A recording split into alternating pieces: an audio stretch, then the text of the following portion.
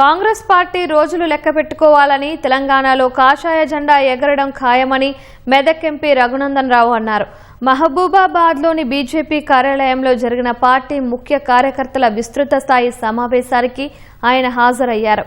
ఖమ్మంలో 3 మంత్రులు ఉన్నా తడిసిన ధాన్యం, మొక్కజొన్నలు కొనుగోలు చేయడం లేదని రఘునందన్ రావు ఆరోపించారు. 4 రాష్ట్రాల్లో ఉన్న కాంగ్రెస్ ని ఖతం చేయడమే ప్రతి భారతీయ జనతా పార్టీ నాయకుడు కార్యకర్త కర్తవ్యం. కాబట్టి కాంగ్రెస్ రోజు లెక్క పెట్టుకోండి.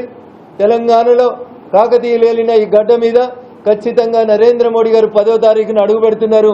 ఈ అడుగు రానున్నటువంటి శాసనసభ పార్లమెంట్ ఎన్నికలకి ఒక తొలిమెట్టుగా భావిస్తూ ఒక కేరళలో గెలవంగానే ఎక్కువ ఎగిరిపడొద్దని, ఎంగిలి ఇస్తరాకులు ఎక్కువ ఎగిరిపడతాయని చెప్పి కాంగ్రెస్ మిత్రులకు హితవు పలుకుతూ 10వ తారీఖున జరిగేటువంటి సభకి ప్రతి కార్యకర్త తన వంతు కృషిగా సభను సక్సెస్ చేయాలని, నేటి నుంచి ఎన్నికలు పూర్తయ్యేంత వరదాకా ఒకటే జెండా కనబడాలి. మనకి కాషాయ కండువా వేసుకున్నటువంటి వ్యక్తే కాకతీయుల రాష్ట్రాన్ని కూడా, కాకతీయుల రాజ్యాన్ని కూడా పాలిస్తారు. ఇది సూర్యుడు